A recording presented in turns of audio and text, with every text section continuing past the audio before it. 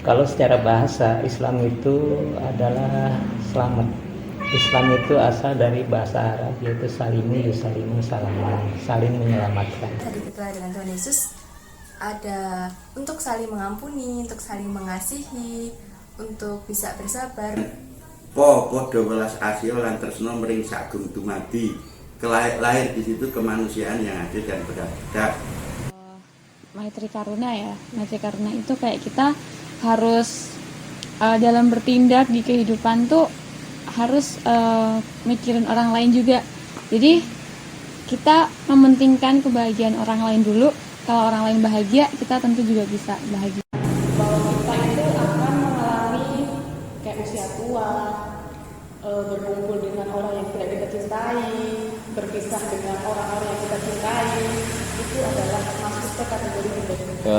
Dalam Konghucu itu berarti orang itu sudah harusnya mempraktekkan moralnya, mempelajari moralnya, lalu baru bisa dia ngajarkan moral ke orang lain.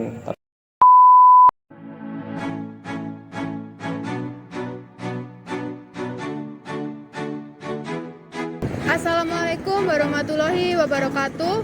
Shalom, salam sejahtera bagi kita semua. Om Swastiastu, Namo Buddhaya, salam kebajikan. Halo teman-teman dan yang terhormat, Romo Ruki selaku dosen pembimbing mata kuliah pendidikan agama. Perkenalkan, nama saya Yohana Rafaelita Skar Arum dari Prodi Pendidikan Keagamaan Katolik Universitas Sanata Dharma. Saat ini saya akan melakukan touring religion yang berada di Kota Purworejo. Yuk, ikutin!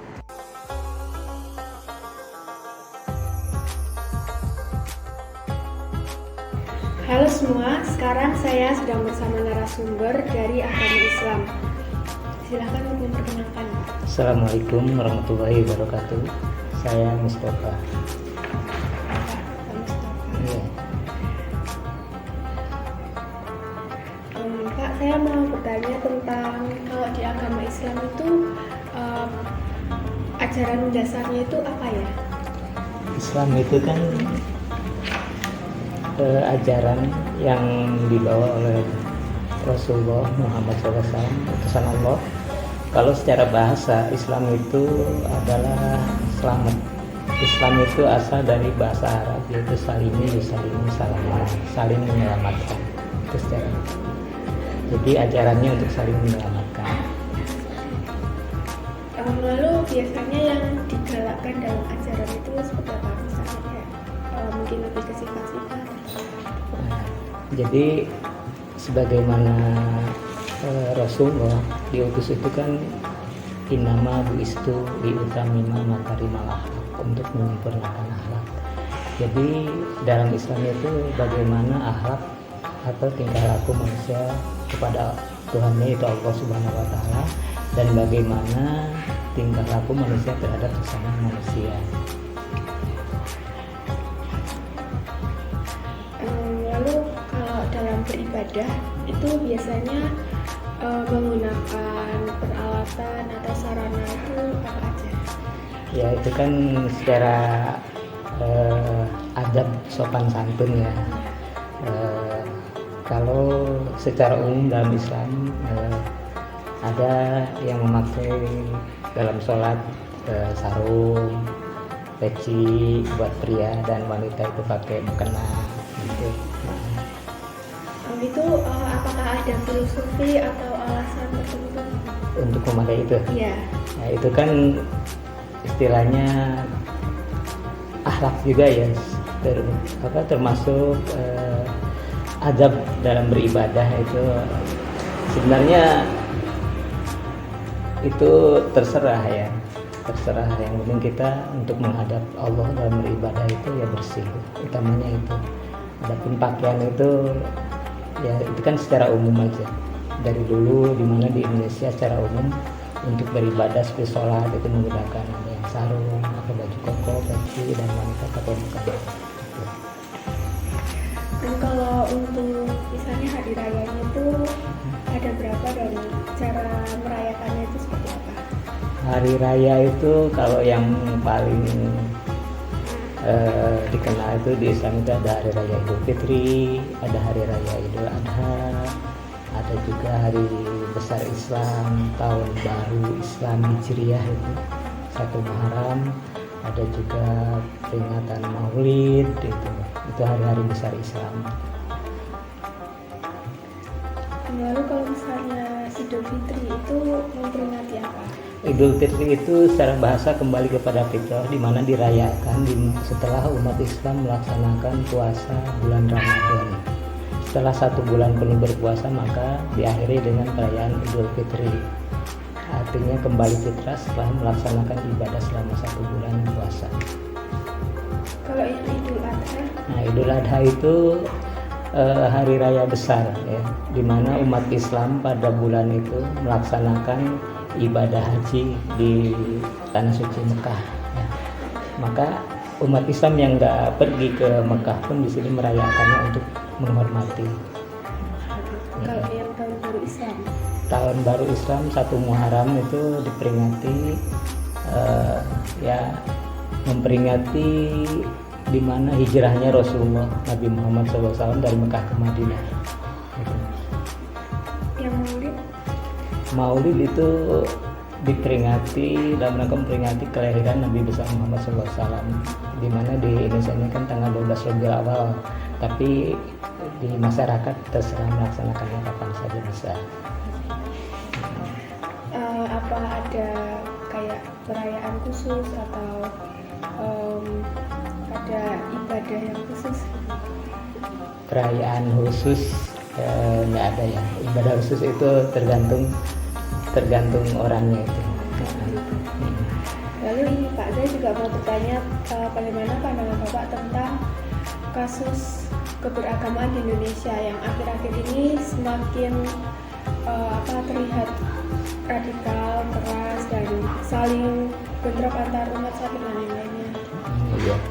Emang secara umum sih di Indonesia termasuk alhamdulillah ya aman, termasuk saling menghormati antar sama umat beragama itu alhamdulillah terjalin, walaupun memang ada sedikit gitu ya, terjadi kekerasan gitu dengan alasan agama.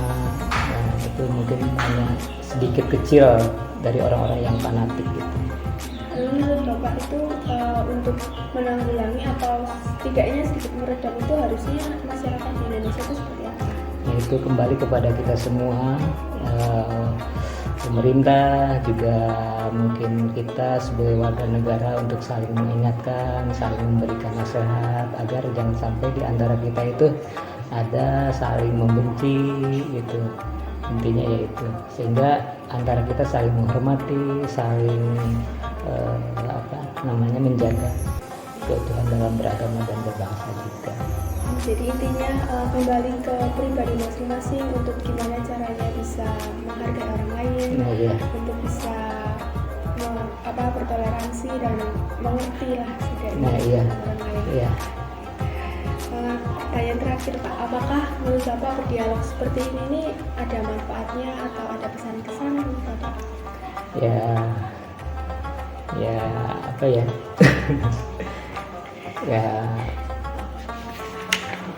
ya untuk saling membuka wawasan masing-masing lah, itu memberi wawasan masing-masing. Terima kasih Pak telah bersedia menjadi narasumber saya. Semoga kedepannya kita tetap bisa menjalin komunikasi atau bisa berrelasi, dan semoga dengan adanya dialog ini kita dapat memperkuat persatuan antar Amin. Ya, terima kasih. Saya sampaikan terima kasih sekali lagi udah berdialog demikian. Ya, terima kasih. Assalamualaikum warahmatullahi wabarakatuh.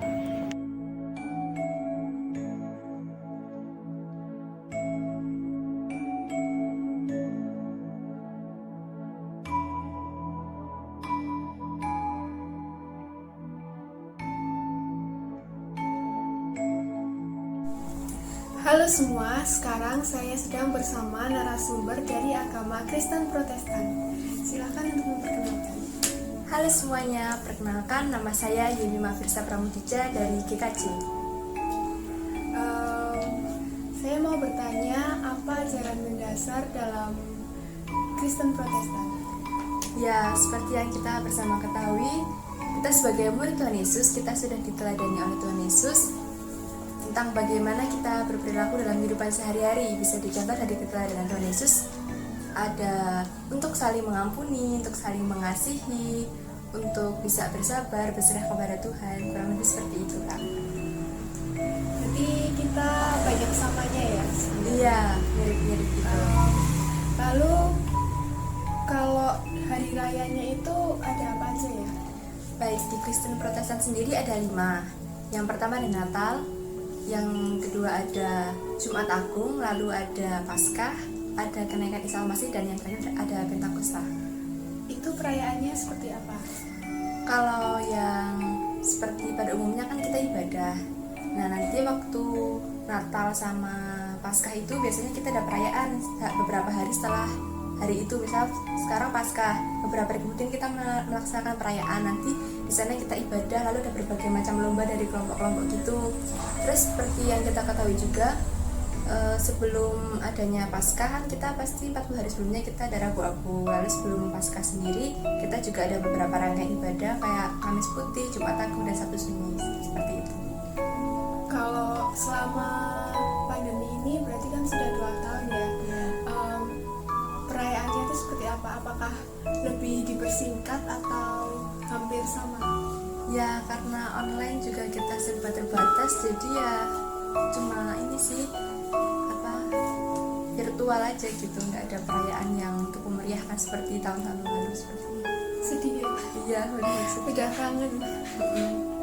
Lalu menurut Anda bagaimana pandangan tentang masalah keagamaan yang ada di Indonesia? Misalnya seperti radikalisme, terus fanatisme, dan lain sebagainya.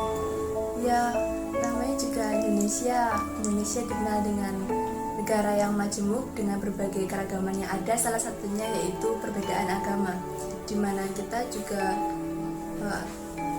didominasi oleh sebuah agama yang menjadi mayoritas dan kita minoritas. Jadi ya tergantung pribadi masing-masing bagaimana cara menghadapinya seperti itu.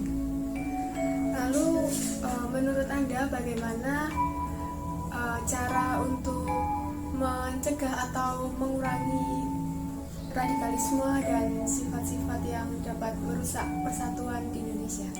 Ya, salah satunya kita bisa dengan forum komunikasi antar umat beragama, karena di dalamnya kita bisa berdiskusi bersama tentang perbedaan agama kita masing-masing. Kita bisa bertukar pikiran, kita bisa saling toleransi, saling mencari solusi dengan berbagai masalah yang ada gitu. Lalu saya juga ingin bertanya, apakah menurut Anda di Indonesia ini tingkat toleransinya sudah sangat bagus atau ya masih biasa aja lah? Ya, menurut saya sih sepertinya masih termasuk kurang ya, karena kadang ada yang apa-apa mengatasnamakan agama seperti itu sih. Lalu apakah menurut Anda dengan kita berdialog seperti ini memiliki manfaat? Ya, tentunya, karena gimana ya, kita juga berada di negara yang dengan beraneka ragam perbedaan agama. Jadi dengan kita berdialog seperti ini, kita bisa saling memahami, oh di agama ini seperti ini, cara menghadapinya seperti ini. Jadi harapannya juga ke depannya kita bisa lebih saling toleransi lagi, lebih saling menghargai, supaya nanti juga kita nyaman di lingkungan kita, merasa aman juga, dan kita bisa rukun saling menghargai, seperti itu. Baik, terima kasih Mbak Yemima karena telah bersedia menjadi narasumber saya. Semoga kedepannya kita tetap bisa saling menjalin hubungan untuk berrelasi, dan semoga dialog ini menjadi langkah awal untuk bisa mewujudkan Indonesia yang damai dalam beragama. Terima kasih. Ya, terima kasih kembali. Halo semua, sekarang saya sedang bersama narasumber dari Penghayat. Silakan untuk memperkenalkan diri. Ya, nama saya Tri Purwoko dari Penghayat Kepercayaan Setia Budi Perjanjian 45. Pada kesempatan hari ini saya menerima adik-adik dari Sanata Dharma yang ingin berdiskusi gitu ya. Terima kasih ya. Terus apa yang bisa saya bantu Mbak dalam berdiskusi. Jadi Pak, saya ingin tahu seperti apa sih penghayat? Penghayat kepercayaan itu landasannya ya yang utama dan pertama itu menguri-uri budaya Nusantara, leluhur bangsa Indonesia, bangsa Nusantara pada waktu itu.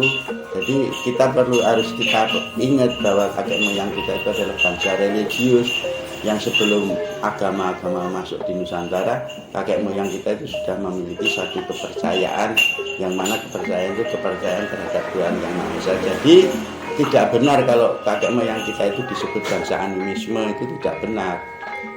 Saya tegaskan itu tidak benar. Jadi harus kita semua yang diajarkan oleh kakek moyang kita itu mengarah pada yaitu satu, ketuhanan Yang Maha Esa. Di situ disebutkan dalam ajarannya itu Teposaliro, dan juga ada budaya yang dinamakan budaya Komo-komo. Budaya Komo-komo itu artinya nek njiwit itu nek dijiwit loro ya aja njiwit. Nah, ini HAM ini. Jadi sebelum bangsa kita bangsa-bangsa dunia itu menemukan HAM, sebetulnya kakek moyang kita itu sudah menemukan lebih dulu HAM itu. Jadi di situ ada yang dinamakan Teposaliro, yang artinya tetep mantep manembah mering yang widi, yang mana di situ lahir ketuhanan Yang Maha Esa. Diteruskan podo welas asya lan tresna mring sagung dumadi, lahir di situ kemanusiaan yang adil dan beradab. Leposa sabar narimo elingo kelayan wakodo, di situ lahir di situ ada permusyawaratan, yang mana permusyawaratan itu dasarnya itu dengan sabar, kesabaran dan rasa nerimo apa yang diputuskan, apa yang telah disepakati itu diterima dengan lilo legowo di situ. Maka sangat adiluhung lah ajaran-ajaran kakek moyang kita. Mana kalau kita sebagai bangsa yang pewaris itu, kalau saya merasa sangat berdosa kalau tidak dapat meneruskan atau minimal itu nguri-uri budayanya leluhur kita yang telah diajarkan, karena itu budaya yang sangat adiluhung. Sekiranya itu dulu Mbak yang bisa saya sampaikan, mungkin bisa menambah sedikit wawasan untuk Mbak. Terus saya juga penasaran dengan upacara-upacara atau hari besarnya seperti apa Pak? Upacara dan hari besar di dalam kepercayaan terhadap Tuhan Yang Maha Esa itu sudah sekian ratus tahun itu bergabung dengan upacara hari raya Islam yang namanya satu Suro itu untuk orang kepercayaan, kalau satu Muharram itu untuk orang Islam, hanya beda bahasanya saja. Yang satu menggunakan Suro, yang satunya menggunakan Muharram, itu aja. Tapi maknanya sama. Kalau dalam prosesinya, misalnya dalam merayakannya itu seperti apa gitu? Dalam merayakannya ya para penganut itu mengadakan satu bersih diri, utama dan itu bersih diri dalam arti tidak makan, tidak minum untuk beberapa saat. Setelah itu baru melakukan ritual dengan upacara kirap sesaji, itu seperti itu.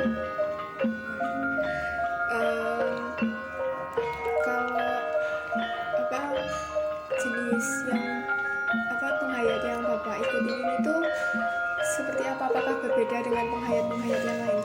Ya tentu saja berbeda Mbak, serupa tapi tidak sama. Karena sumbernya juga beda kan gitu. Tapi menurut pengamatan Bapak itu pada dahulu kalanya itu satu pemahaman, satu buku, satu panutan, karena oleh kolonial yang penuh dengan kepentingan itu memang sengaja dipisah-pisah. Jadi halaman 1, 2, 3 mungkin yang Bapak pelajari, tetapi Bapak tidak mendapatkan halaman yang 4, 5, dan 6 dan halaman-halaman seterusnya, sehingga terlahirlah itu penghayat kepercayaan yang banyak sekali di Indonesia. Itu paling tidak itu ada 17 aliran kepercayaan, cuman kuncinya sama, yaitu sedulur papat limo pancer itu nggak pernah terpisah. Jadi dengan kunci itu kita bisa akhirnya kita bisa paham lah. Jadi memang kolonial itu kan penuh dengan kepentingan sehingga dirusak, dipisah-pisah, dipecah belah. Jangankan itu seni aja, kesenian itu juga dirusak, dipecah belah. Gamelan yang tadinya utuh 2 pangkon yang pelok dan selendro, setelah ada perjanjian Giyanti itu pecah menjadi 2 antara Jogja dan Solo. Itu yang satu pelok, yang satu selendro, dibawa sampai ke Jawa Barat. Di sana diketemukan ada kendang, ada apa itu yang dinamakan untuk ketuk tilu di sana. Kemudian di Cirebon terdapat tarling, itu terdiri dari siter dan suling. Itu ya maksudnya ya dipisah-pisah itu kan, tapi itu tetap saja didengar enak walaupun dipedel-pedel seperti itu, sehingga sangat sulitlah untuk meluluh lantahkan, untuk memecah belah bangsa ini. Makanya kalau itu disatukan lagi, itu akan terwujud seperti kalau kita kirap sesaji yang dinamakan tumpengan, dan ada kerubanan di situ. Kalau bumbunya sama, itu nikmatnya juga sama, sepanjang itu bumbunya sama. Ada kangkung, ada bayung, ada apa itu camba, ada toge kan, tapi bumbunya sama, satu. Nah, kalau kita hidup itu bumbunya cuma sama, satu, Pancasila, ya nggak ada orang bersengketa, Mbak. Iya. Bener kan? Iya, benar. Bumbunya satu, jangan yang lain. Iya. Emang kunci dari persatuan itu ya sama. Nah, itulah. Untuk bisa saling. Nah, itu yang perlu kita perjuangkan dan kita pertahankan untuk utuhnya NKRI ini. Terus tadi saya juga tertarik dengan Bapak kan menyebutkan sedulur papat lima pancar. Iya. Itu maksudnya seperti apa ya? Sedulur papat lima pancar itu seperti ini. Ini ya, ini di depannya ada jalan. Ya, kalau Mbah dulu mengajarkan, kalau tono dalan pisan di perapatan ya, itu tetap kawurono itu tetap sedulur, sehingga tidak boleh ditinggalkan. Walaupun itu sudah di seberang jalan, di seberang kali, seberang gunung mungkin, tapi itu tetap saudara kita, jadi supaya dikawal ini. Kalau pas menuju kita apa itu ya dikasih tahu, diundang dan sebagainya untuk turut serta hadir dalam upacara apa lahiran atau apa itu supitan atau apa punya hajat apa manten apa itu perlu dihadirkan. Jadi dari itu yang dimaksud dengan sedulur papat lima pancar. Jadi kiblat papat saudara kita itu kiblat papat ngarep mriki wonten, jangan dilupakan. Paham kan? Paham, Pak. Terima kasih, Pak. Ya. Lalu kalau pandangan Bapak tentang permasalahan umat beragama di Indonesia itu seperti apa, Pak? Kalau saya suruh masuk ke ranah itu, maaf saya nggak mempelajari. Maksudnya lebih kayak misalnya sekarang kan mulai muncul banyak radikalisme, bahkan bukan hanya antar sesama umat beragama, tapi dalam kepercayaan pun sedikit berdampak sebenarnya. Itu menurut Bapak gimana? Ya itu tinggal kalau kita lihat dari sisi itu tinggal manusianya dan pola pikir manusianya. Kalau di dalam ajaran kepercayaan kemungkinan besar itu tidak ada. Seperti tadi sudah saya sebutkan, eling sabar nrimo jujur waspada itu tadi. Itu dilandasi dengan itu. Jadi tepo saliro, mantep manembah dan seterusnya. Yang mana itu tercermin dalam Pancasila kan. Nah, kalau orang itu tadi bumbunya satu, Pancasila itu nggak ada radikal segala itu nggak ada. Saya yakin itu nggak ada. Jadi kita harus percaya diri bahwa kalau tetap bumbunya orang Indonesia ya bumbunya Pancasila, jangan yang lain. Lalu menurut Bapak apakah dengan berdialog seperti ini memiliki manfaat? Ya sangat besar sekali manfaatnya Mbak, dan saya juga sangat-sangat terima kasih ya pada mbak-mbak ini yang mana setelah dari generasi muda istilahnya minimal ada keingintahuan tentang apa warisan-warisan leluhur yang saya pelajari. Semoga menjadi penerus. Ya, karena bagaimanapun juga kita ini tinggal di Indonesia yang kaya akan tradisi dan sejarahnya kan Pak, jadi harus tetap Betul sekali. bisa melestarikan. Betul sekali. Baik Pak, terima kasih karena telah bersedia menjadi narasumber saya. Semoga kedepannya kita tetap bisa saling menjalin komunikasi untuk bisa berrelasi. Amin, amin, amin. Tuhan memberkati. Amin. Amin.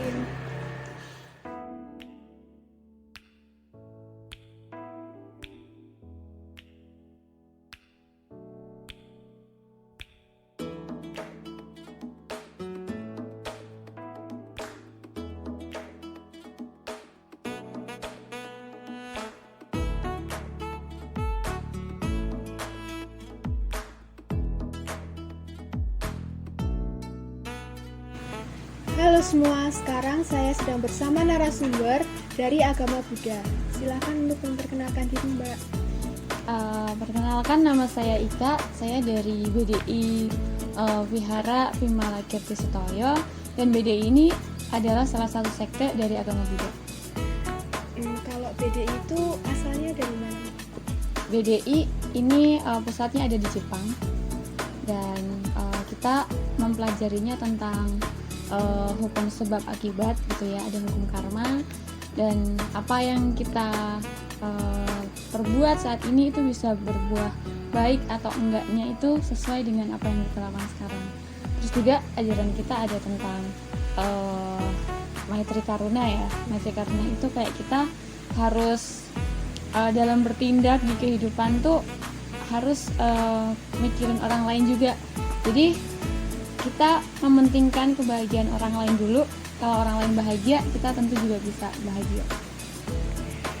Lalu hari rayanya ada apa aja? Di BDI kita hari rayanya ada dua acara besar ya. Yang satu itu Waisak. Seperti pada umumnya Waisak kita perayaan di Borobudur. Itu juga ikut rangkaian acara di sana, ada sembahyang juga. Terus ada hari raya Oishiki. Oishiki ini biasanya kita di sekte kita ada pusatnya di Megamendung. Di sana juga ada sembahyang dan dirangkai sama beberapa acara seperti bakti sosial kayak gitu. Kalau Oishiki itu memperingati apa? Oishiki ini memperingati hari lahirnya Buddha Nichiren Daishonin ya. Kalau ada kayak perayaan yang lebih khusus lagi gitu nggak? Selain ibadah. Lebih khususnya? Misalnya ada kayak kegiatan apa gitu? Tergantung masing-masing daerahnya ya. Kalau di perayaan, misal kalau di sini itu pernah rangkaian upacara Waisak itu ada kesenian kayak kita nanggap wayang gitu, dan kita ngundang masyarakat sekitar untuk ikut menikmati acaranya gitu sih. Terus ada juga di rangkaian itu ada pembagian sembako, ada bazar, terus juga ada penanaman pohon di tempat kekeringan kayak gitu sih. Kalau dalam ibadatnya apa menggunakan peralatannya itu apa aja? Di agama Buddha itu pasti ada altar ya. Nah di altar ini kalau di BDI altarnya itu ada gongson, itu objek pemujaannya kita. Kemudian ada lilin, ada hijau daun, ada juga dupa, ada lonceng. Terus untuk yang dipakai sama umatnya itu ada jutsu sama buku sembahyang. Terus tadi kan Mbak juga bilang kalau BDI ini pusatnya dari Jepang. Lalu aslinya pada awalnya tuh Buddha tuh dari mana? Terus yang hal paling mencolok membedakan dari tata perayaannya dengan yang pertama itu seperti apa? Iya, untuk Buddha itu yang pertama kali kan yang dari India. Nah itu ada Buddha Sakyamuni kan, maksudnya Buddhanya itu Buddha Sakyamuni. Sementara sekian ribu setelah Buddha Sakyamuni Moksa ini ada ini udah diramalkan gitu kan, diramalkan di salah satu sutranya Buddha Sakyamuni bahwa beliau pernah berkhotbah mengenai Buddha yang muncul dari bumi. Nah dari ramalannya Buddha Sakyamuni ini lahirlah seseorang itu yang dia lahirnya di kehidupan yang biasa-biasa aja, dia anak nelayan dan seperti manusia pada umumnya gitu, tapi dia punya bibit Buddha. Dan kayak dari itu kita sebenarnya orang-orang yang lahir saat ini juga punya bibit Buddha, tinggal kalau kita melakukan pelaksanaan dengan baik, dan maksudnya dengan baik kita juga punya jiwa Buddha yang bisa ditunjukkan. Kalau misalnya untuk objek pemujaannya apakah berbeda? Iya, masing-masing sekte itu ada objek pemujaan, walaupun kita sama-sama ada altar tapi objeknya beda. Ada yang bentuknya perwujudan dari Buddha Sakyamuni yang bentuk patung, terus ada juga banyak ya. Jadi kalau di kita itu Bhonson, disebutnya Bhonson, dan ini sebenarnya tulisan mantra agung yang itu ditulisnya oleh biksu tertinggi turun temurun gitu, dan nggak bisa ditulis oleh orang lain. Ya, lalu kali ini pertanyaannya tentang pandangan sosial untuk keberagaman di Indonesia ya Mbak. Kalau menurut Mbak Ika ini apakah di Indonesia ini sudah memiliki tingkat toleransi yang tinggi ataukah masih tergolong radikal? Kalau tingkat toleransi menurut aku udah tinggi ya. Untuk paham-paham radikal itu, kalau menurut aku cuma beberapa orang aja yang mereka mungkin belum cukup memahami makna dari perbedaan gitu ya. Jadi kalau ditanya apakah di Indonesia ini udah toleransinya udah bagus, ya aku bilang bagus, karena kita nggak ada maksudnya sedikit kasus di mana ada perpecahan antar agama gitu loh. Sebagian besar kan tetap kita damai-damai aja gitu kan. Lalu kalau seandainya kan masih ada, itu bagaimana cara menyikapinya kita, atau setidaknya mengurangi lah bentuk terjadinya bentrokan antar umat beragama itu seperti apa? Kalau dari aku pribadi, untuk menyikapi hal kayak gitu tuh yang pasti kita harus sama-sama kayak dari diri sendiri tuh sadar bahwa nggak semua hal itu harus sama. Jangankan untuk agama ya, kita berpikir aja bisa beda gitu kan. Kita tumbuh aja ada yang tinggi ada yang pendek. Nah, yang paling penting sih masing-masing pribadi, masing-masing orang itu bisa ngerti bahwa kita hidupnya itu memang di negara yang berbeda-beda, tapi kita dinaungi di satu wilayah yang aman menurut aku. Dan Indonesia ini adalah negara yang spesial karena kita bisa hidup damai di dalamnya gitu.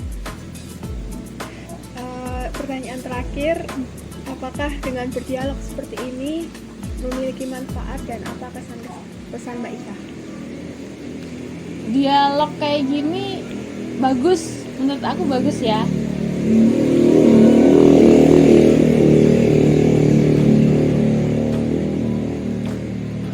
Ya, dialog kayak gini menurut aku bagus, dan ini perlu banget untuk dilakukan. Nggak cuma berdua, tapi kita bisa dialog lebih banyak lagi dengan teman-teman yang lebih banyak gitu. Jadi kita bisa saling tukar pikiran sih.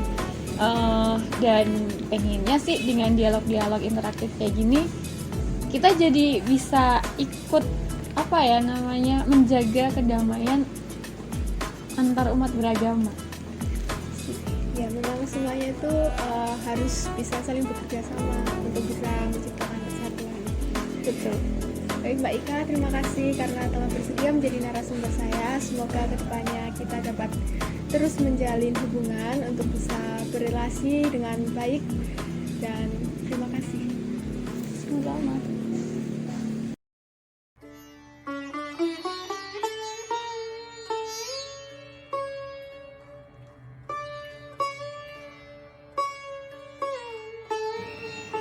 Halo semua, sekarang saya sedang bersama narasumber dari agama Buddha.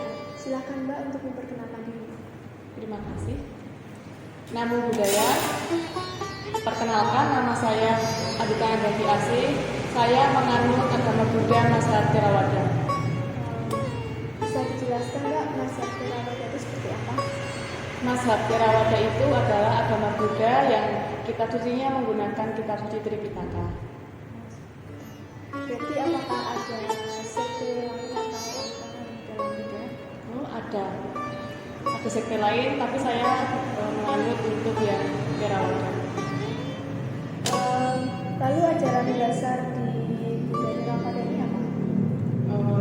Ajaran mendasar dari agama Buddha, saya mengambil yang tentang 4 kebenaran mulia. 4 kebenaran mulia itu, yang pertama itu adalah duka. Duka dalam bahasa Indonesianya itu penderitaan. Yang kedua sumber duka, sumber penderitaan.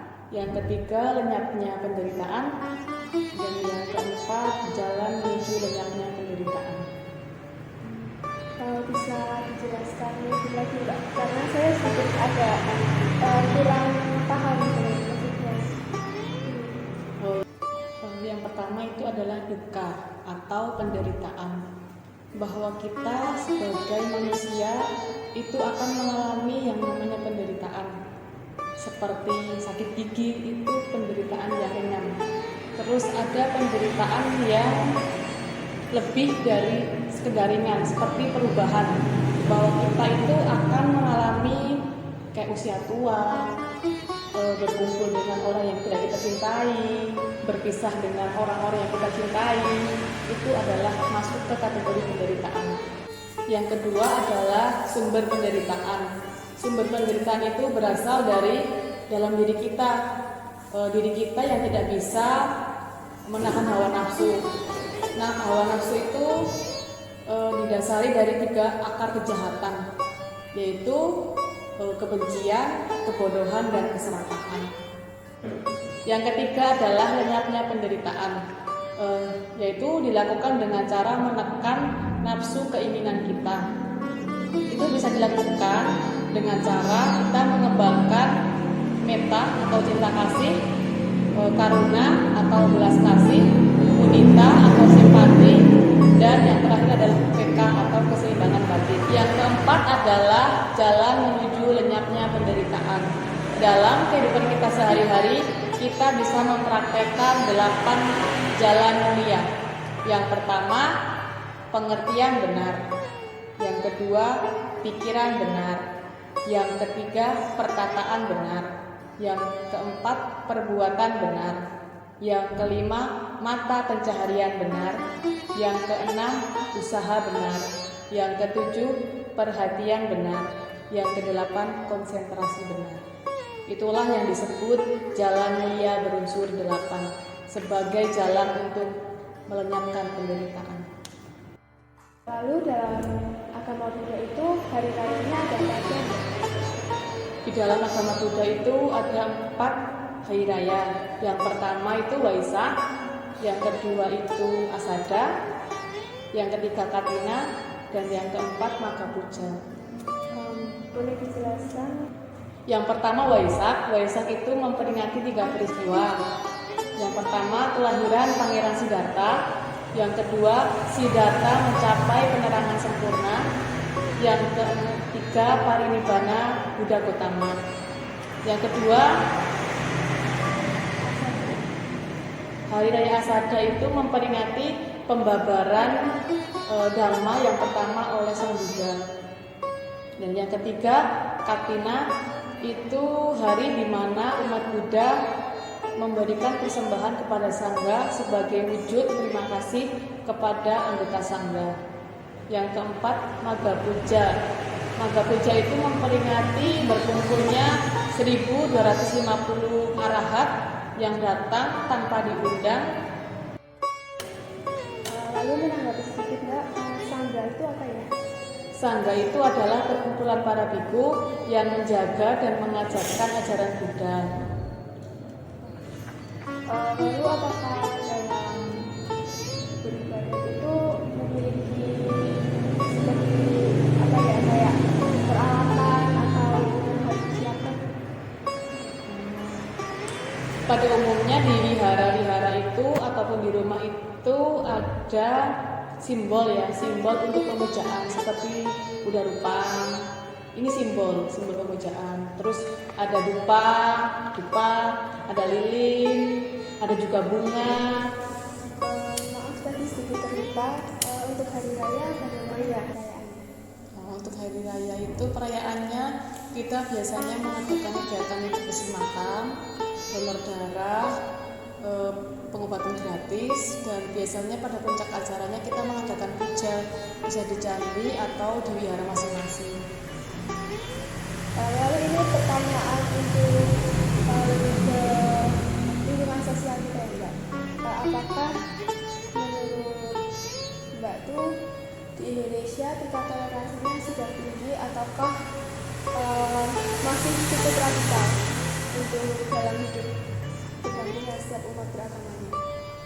Untuk di lingkungan saya sendiri atau gimana? Untuk keseluruhan, kalau secara keseluruhan sih untuk tingkat toleransi masih dibilang memprihatinkan ya, karena pada kenyataannya banyak sekali kejadian-kejadian yang mengatasnamakan dari masing-masing agama. Lalu pendapat Mbak gimana untuk menyikapinya? Untuk menyikapinya, kalau dari saya sendiri mungkin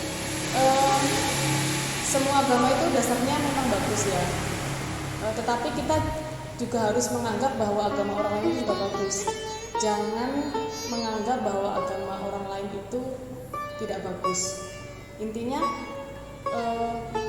kita menganggap agama orang lain bagus itu secara otomatis juga mengakui bagusnya agama kita sendiri. Ya berarti menumbuhkan kesadaran di dalam diri sendiri untuk bisa mengerti kepercayaan orang lain, bisa menghargai itu. Ya, karena itu memang harus ada di setiap diri orang masing-masing. Pertanyaan terakhir nih Mbak, apa kesan-pesan setelah kegiatan ini? Terima kasih sekali dengan adanya kegiatan dialog ini, karena menambah pengetahuan mengenai tentang agama-agama yang ada.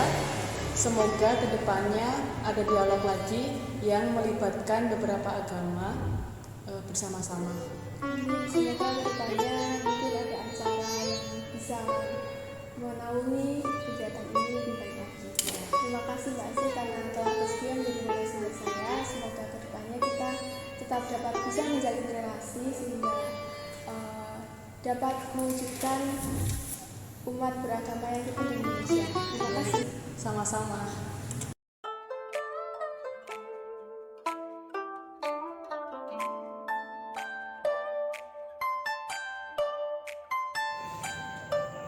Halo semua, sekarang saya sedang bersama narasumber yang beragama Konghucu. Silakan untuk memperkenalkan diri. Ya, dari Tongtian. Nama saya Ramli. Baik, lanjut. Saya mau bertanya, bagaimana ajaran dasar di agama Konghucu? Ajaran dasar di agama Konghucu itu sebenarnya cukup mudah.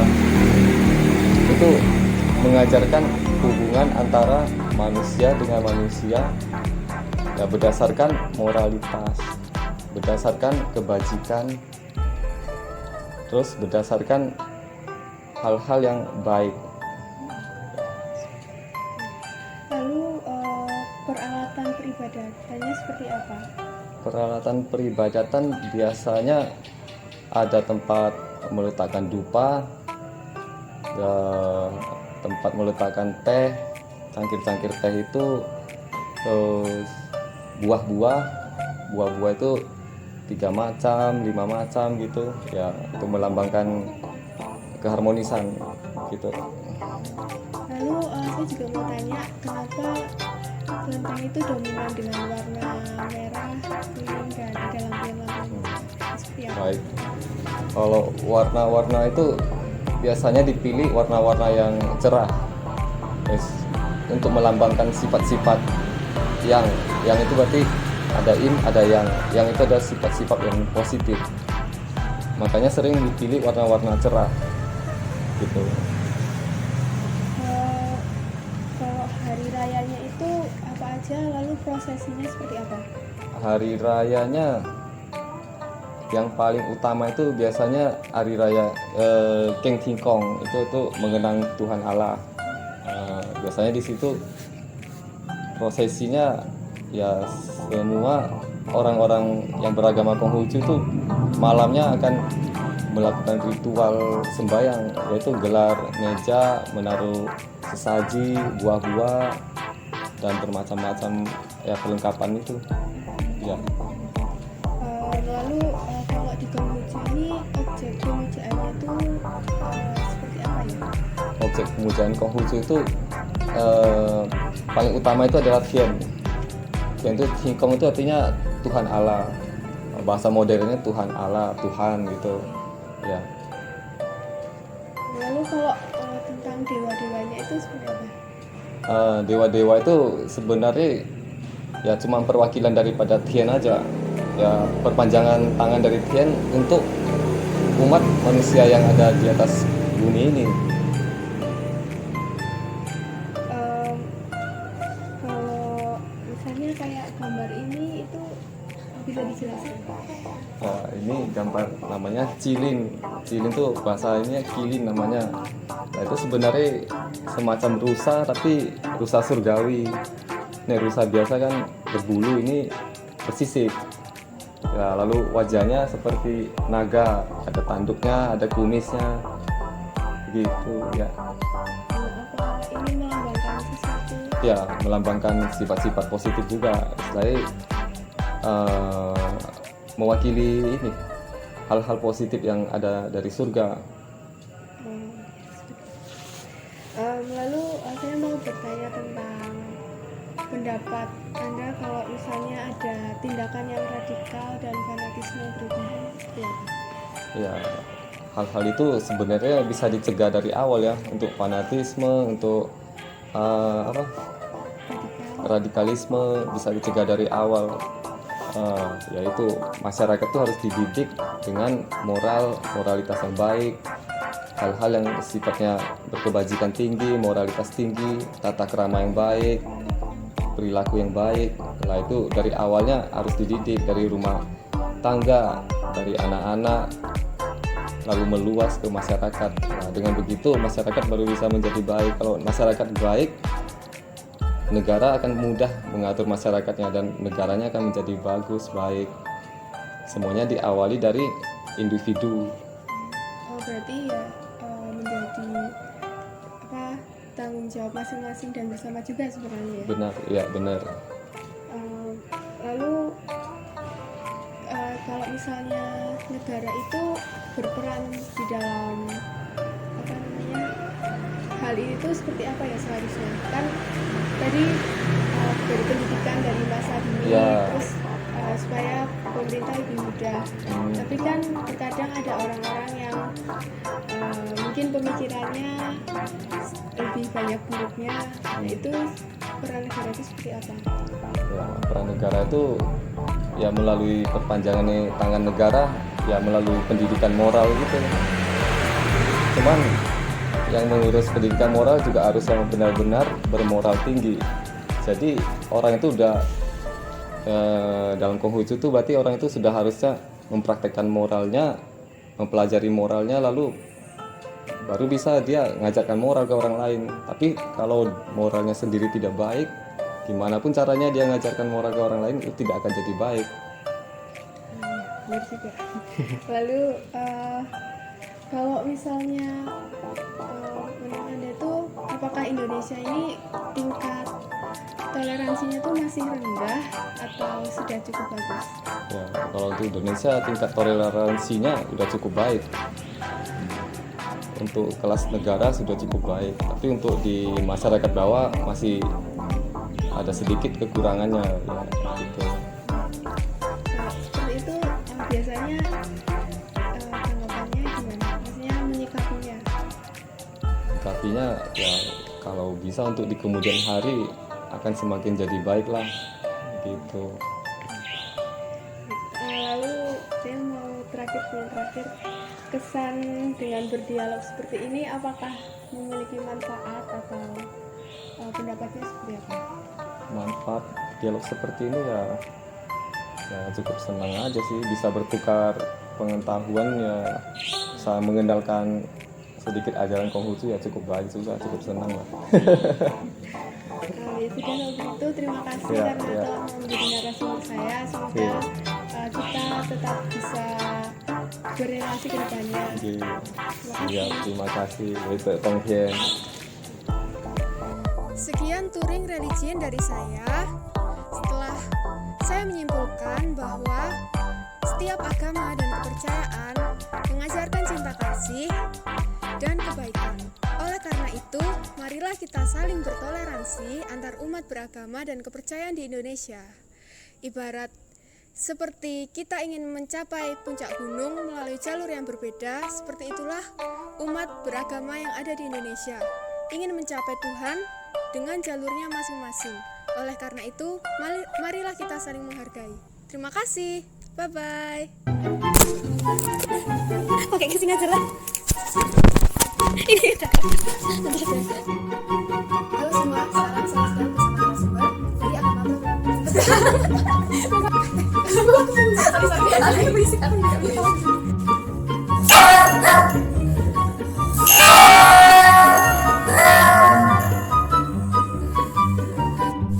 Halo semua, sekarang saya sedang bersama narasumber.